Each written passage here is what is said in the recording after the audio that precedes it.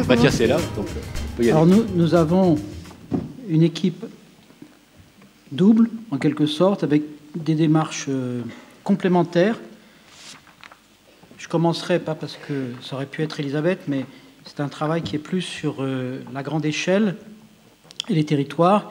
Elisabeth rentrant plus dans la question proprement dite de l'habité. Alors, il y a une autre différence aussi, une autre complémentarité, c'est que nous sommes dans deux échelles temps. L'une plus prospective, une autre qui s'est attachée vraiment au terme urgence. Parce que pendant qu'on construit des territoires, évidemment, pour l'avenir, on ne va pas laisser mourir les enfants qui sont là. Donc voilà, il faut penser aux deux échelles temps, l'urgence et la construction de l'avenir. Alors, toutes les métropoles sont marquées par le couple centre-périphérie, et partout les périphéries sont les territoires du développement du futur. Mais partout aussi, elles fixent pour une moitié au moins de leur territoire, parfois beaucoup plus, elles fixent aussi l'exclusion, la ségrégation, l'inégalité qui se renforcent, avec l'éloignement, et c'est un gâchis de temps, d'espace, d'énergie, et on veut résoudre la question des distances par la vitesse de transport en commun. On a raison, parce que c'est évidemment techniquement une possibilité, mais aucun train ne suffira à empêcher, on le sait, ces ségrégations, ces inégalités. C'est un problème qu'on voudrait essayer d'aborder en s'intéressant et en partant des territoires. Alors on pense le train et on pense aussi l'habiter, et tout le monde, et nous les premiers, pensons qu'il faut trouver les nouveaux endroits du foncier pour faire les nouveaux logements. On pense en trouver un peu partout, mais on a une préoccupation, eh bien c'est le danger de faire vite et de mettre de l'habitat dans des endroits qui deviendront les futurs camps de réfugiés climatiques ou des plus pauvres, qui seront des futurs ghettos, parce qu'ils seront isolés, parce qu'ils ne seront pas durables au sens qu'ils ne seront pas transformables, ils ne pourront pas évoluer, ils seront faits une fois pour toutes. Alors ces périphéries immenses sont le fruit de l'ère industrielle, de la mécanisation, de la vitesse, de la première explosion urbaine au XXe siècle, ce Big Bang qui est né avec l'exode rural et qui est une espèce d'effet retard de la révolution industrielle. Ce territoire, on le sait, est coupé par les voies rapides, j'ai parlé souvent de ces tuyaux, évidemment, qui a formé assez vite une pieuvre, et par les zonings, c'est-à-dire les projets qui se sont développés loin des centres-villes. Ça commence aux États-Unis dès le XIXe siècle et au début du XXe. C'est un territoire morcelé où on ne peut pas se retrouver facilement. C'est un territoire où beaucoup d'endroits sont, à cause de cela, durs à vivre. Et je reviens sur quelque chose que beaucoup d'entre vous ont entendu parler. J'ai parlé souvent du couple Hestia-Hermès, déjà il y a 4 ans dans notre première intervention, mais c'est juste un symbole très important, enfin très facile, je veux dire, plus qu'important. Vous savez, ces deux dieux, la déesse Hestia, le foyer, la maison, Hermès, le dieu de la mobilité, de la rencontre, de l'agora et des voleurs. Eh bien, ils sont associés sur les frontons de plusieurs temples grecs, et la question qui nous venait, c'est pas expliquer pourquoi. Même Étienne Vernant dit « je ne sais pas pourquoi ». En fait, ça paraît vraiment être le symbole même de la ville, se déplacer et être à un endroit, le lieu et le lien. Eh bien, dans la ville classique, il est évident que ce couple est partout marié grâce à la continuité du réseau en grille de rues. Les rues génèrent la vie tout au long de leur trajet. Ce n'est pas seulement des outils de mobilité, la rue, c'est des outils de vie. Et c'est la perception physique de où sont les autres et où ça se passe. Pour faire une image un petit peu simple, je dis souvent la rue, c'est comme un moteur de recherche. C'est-à-dire que, mais c'est physique. Physiquement, on voit où on ira, où on pourrait aller. Et cette vie physique est très importante. Elle est la façon de regarder aujourd'hui justement comment on vit dans les territoires. Alors, la mort de la rue, c'est un moment du milieu du XXe siècle. La rue sera remplacée d'abord parce que les voies doivent aller plus vite. Le Corbusier le théorise, il dit à un moment donné, la mort de la rue, il fait les secteurs. Les secteurs, ça veut dire une ville de voies rapides, un plan, ça a été montré souvent, de voies rapides éloignées les unes des autres, et dans le croquis d'en haut, vous voyez, ça veut dire un plan où il n'y a plus de rue, mais il y a ces voies en boucle, en peigne ou en impasse. Et ça, c'est un des facteurs majeurs, je pense, de l'exclusion, elle peut exister tout à fait dans les quartiers riches comme dans les quartiers pauvres. Je ne dis pas que les riches sont exclus, je dis qu'il n'y a plus rien qui facilite qu'il y ait la chose publique et qu'on puisse retrouver facilement l'autre. Donc il faut avoir un GPS, une voiture et ne pas se tromper. Et on va au centre commercial, etc. Mais quand on est pauvre, on n'a pas tout ça, et alors on est rejeté. Alors, 5 minutes. Dans les périphéries, donc, au contraire, je voudrais mettre là. Dans les périphéries, au contraire, le couple Estier-Hermès est partout divorcé. On va plutôt d'enclave en enclave, pas partout, mais sur au moins 50% de la quantité. Zone pavillonnaire, cité, zone d'activité, zone logistique. Ceux sont installés entre les anciens villages, plus les efforts qu'ont été les villes nouvelles d'introduire une cohérence à certains territoires qui sont maintenant rejoints et bouffés par l'ensemble de l'évolution en taches d'huile qui était rejetée, même si c'est une huile légère. Alors ici, on voit cette rupture entre la rue et la voie rapide. C'est aussi une rupture topologique entre un espace en creux et un espace fait d'objets espacés. L'équipe de Finn-Geipel a bien montré tout à l'heure comment c'est un renversement, une évolution très forte de l'espace bâti et des densités que l'on retrouve un peu ici avec l'espace continu, si vous voulez, et l'espace discontinu à droite. Et ce qui me paraît très important de voir, c'est que ceci est un héritage de ce qu'on pourrait appeler l'industrie, la ville mécanisée, l'époque industrielle, qui dans ces schémas, on voit écrit en industrie au milieu, c'est la ville de l'automobile, du train, de l'avion, et nous vivons celle-là, nous sommes des hommes de l'époque industrielle. Nous sommes aussi des hommes de l'époque cybernétique que j'ai mis en haut, c'est-à-dire que nous avons tous les réseaux immatériels et que ça a fait croître ces métropoles dont nous parlons. On a installé des bureaux beaucoup plus loin encore qu'on l'aurait fait autrefois dans une quantité de métropoles parce qu'il y a Internet, en posant des problèmes physiques. Ça peut être, dans certaines métropoles, 4 heures de déplacement par jour pour aller à son travail, 3 heures, 4 heures. Et ce que je voudrais insister, c'est que nous sommes en même temps toujours des hommes du néolithique. C'est juste une image pour dire que nous marchons et nous regardons et nous avons la curiosité physique qui est la même qu'il y a 10 000, 20 000, 30 000 ans. C'est-à-dire que même si on n'a plus beaucoup de chevaux, nous avons ce besoin même de nous parler, de nous rencontrer comme nous le faisons en ce moment. Eh bien, la métropole, c'est réunir ces 3 états. Il faut approprier et retraiter ce qui a été mécanisé. Il faut en même temps retrouver le territoire humain. Ici, je suis au stade de la métropole dans sa croissance, excuse-moi, donc je vais passer très vite, mais c'est pour dire que la cohérence de la continuité s'est perdue, et je voudrais j'indique ici comment la destruction de la rue est en fait une conséquence de la pensée technique, c'est-à-dire on analyse toutes les fonctions que réunit une rue et on fait des performances, on les sépare et on les traite séparément.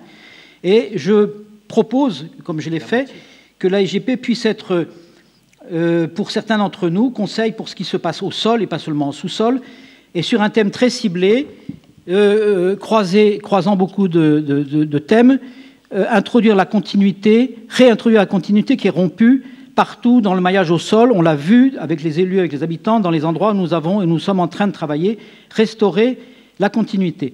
C'est-à-dire, à partir de là, les logements peuvent se penser, la densité peut se penser, et on sait que c'est une chose qui est sur le territoire, est assez concret. C'est un moyen de refaire une image partagée de ce qu'est la ville et avoir des projets dans les endroits les plus difficiles où il y a de grandes zones logistiques. On entre en discussion avec les acteurs économiques. Et la mutation de la ville ne peut pas se faire sans eux, mais elle peut se faire. L'idée est qu'il y ait des continuités de mixité. On installerait les logements là où il y a des lignes. Et c'est souvent des départementales, des lignes qui existent déjà, qu'il faut faire muter. L'idée est de faire, si vous voulez, là on voit très mal, mais sur cette carte, je finirai vite, Elisabeth, il y a en jaune les villages qui sont à l'origine, en bleu, en dessous, je ne sais pas si on le voit là, En bleu, on a indiqué... Il y a un pointeur sur votre la télécommande, je crois. Non, mais là, on voit bien. Les tuyaux, si vous voulez, qui sont passés, là, vous voyez dans l'image 2 fois la surface du Paris Intramuros, on pourrait dire le Paris Sud, qui va jusqu'ici, jusqu'à Orsay, on n'est pas allé au-delà, il n'y a pas Évry là-dedans. Ces tuyaux sont accompagnés de ces grandes zones logistiques pour une grande partie du territoire, et puis des zones plus agréables de nature qu'il faut préserver. Mais ils sont des coupures, et on sait que à certains endroits, c'est des ouvrages qui empêchent le développement, comme je l'ai dit tout à l'heure. Eh bien, notre propos ici, c'est d'arriver à se partager des travaux où on va échanger. Ici, je propose une chose ciblée. Nous nous sommes intéressés à beaucoup d'autres sujets, mais faire une carte qui parle aux élus, qui parle aux habitants, qui parle aux acteurs économiques, qui est une carte des avenues, des boulevards, des avenues ou des mobilités transformées, des endroits où la mobilité est mixte, où on ne va pas forcément très vite, mais on ne va pas non plus lentement, où il y a les autobus et les tramways, pas sur des sites propres. Et il faut trouver ces lignes de passage. Si on ne fait qu'un bout, c'est déjà quelque chose. On peut le faire comme une tapisserie. C'est en quelque sorte fibrer les grandes mailles de la métropole, puisque c'est des lignes qui peuvent être à 1 kilomètre de distance, le long de lesquelles on peut penser brancher les fameuses friches qui sont des réservoirs, ne pas les considérer comme isolés. On peut laisser au sein de ces mailles des endroits qui sont plus la ville légère, qui sont moins denses. C'est un peu faire, si vous voulez, une sorte de réponse à Haussmann qui a taillé à la tondeuse dans Paris pour tailler les voies. Et ici, il s'agirait de retrouver les voies qui sont rompues et de constituer l'habitat le long de ces voies.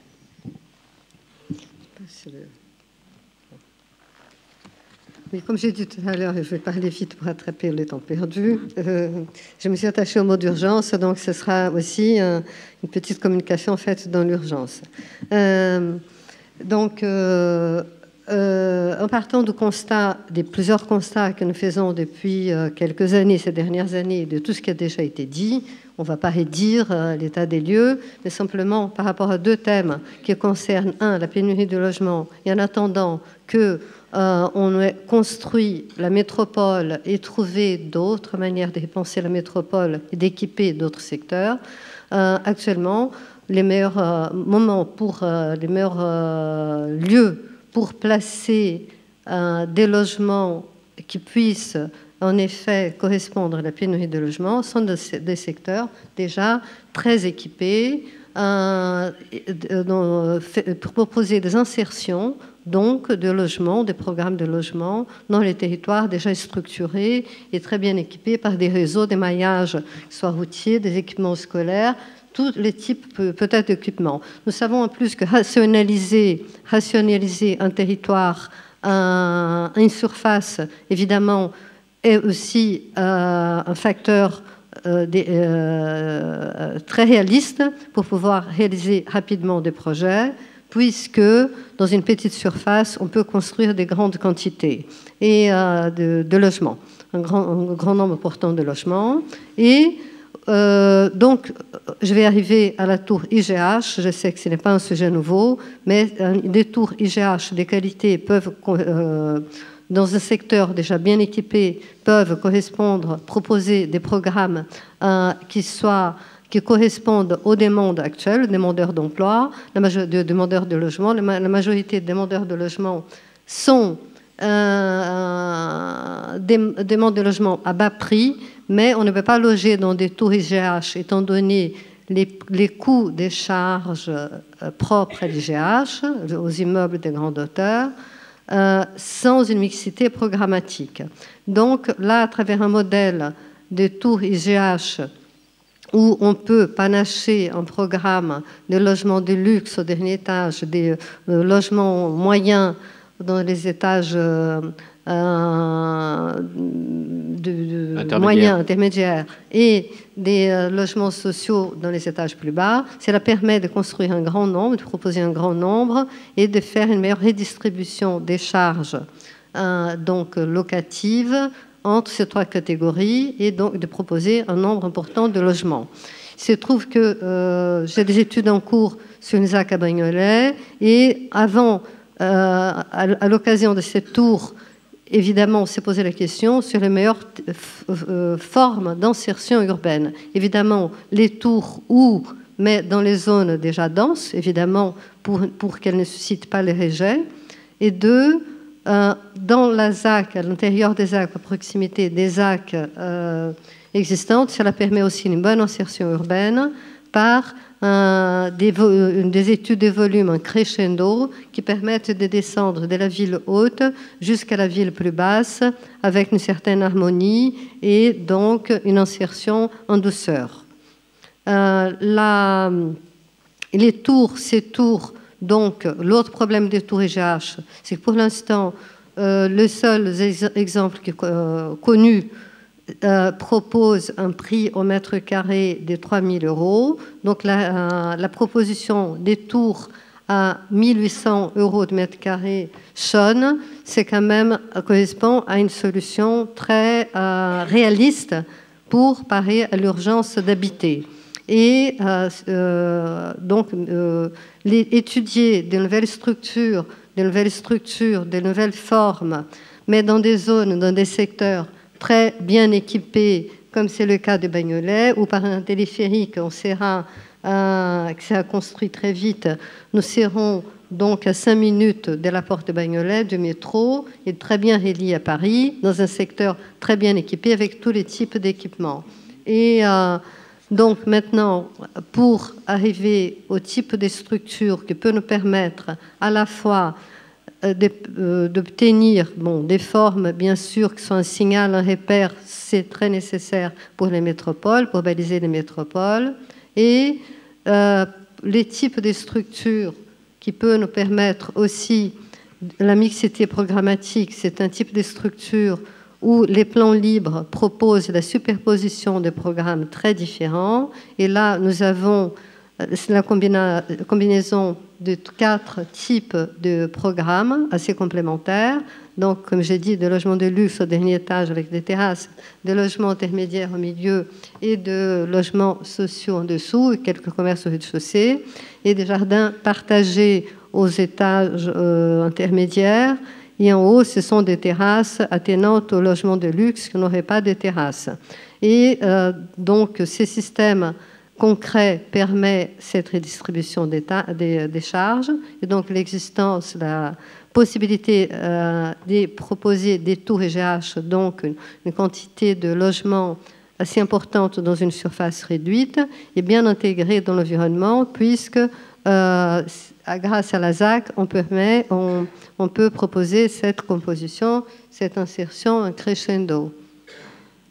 Et rapidement. Rapidement. Dans combien de temps? Oh, très rapidement. Bon. Et donc l'autre sujet, urgence. Donc je parlais d'urgence d'habiter et l'habitat d'urgence. Donc je travaille depuis quelques années dans un projet qui est davantage adapté. Disons, j'ai réussi à trouver des débouchés au Brésil, mais qui devient très adapté en France actuellement, et surtout par les faits d'avoir trouvé un fabricant qui puisse proposer, de créer des petits collectifs avec modulaires, préfa. Donc, on peut obtenir, ici j'ai juste apporté un exemple, mais obtenir plusieurs types d'insertion urbaine, plusieurs types de compositions en fonction du site.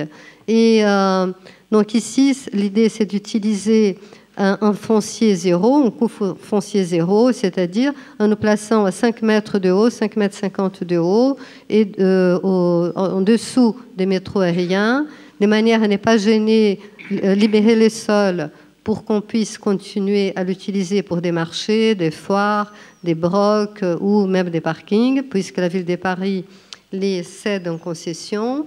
Mais ces types de modèles, donc, toujours placés dans des zones déjà très équipées afin de ne pas marginaliser les populations, et surtout aussi en proposant que ce soit pris en charge par des bailleurs sociaux mixtes, c'est-à-dire plutôt que d'essayer de casser avec la ségrégation entre des logements pour femmes célibataires, pour mères célibataires, des logements pour étudiants, des logements pour SDF, donc de se proposer des logements d'urgence préfats qui peuvent être construits très très rapidement en bois et avec des jardins très paysagers afin de ne pas susciter les rejets, et surtout avec un mélange de population qui ne stigmatise pas non plus ni l'une catégorie ni l'autre, de manière à ne pas susciter les rejets du voisinage, ce qui est le grand problème pour ces genres de logements d'urgence. Et la tendance pour l'instant, c'est d'essayer de placer ce genre de logements, quand ils existent, en périphérie, cachés d'une manière très discrète. Et là, au contraire, c'est de redonner des chances d'insertion en les intégrant vraiment à la vie, à la culture, dans les lieux centraux très bien équipés, et que ce soit sous les métros aériens ou dans d'autres secteurs bien équipés de Paris ou de l'approche de la Petite Couronne. Merci beaucoup Elisabeth et Christian de Porzampar, qui est accompagné de Mathias Aguilar et de Thierry Dumez-Fontaine.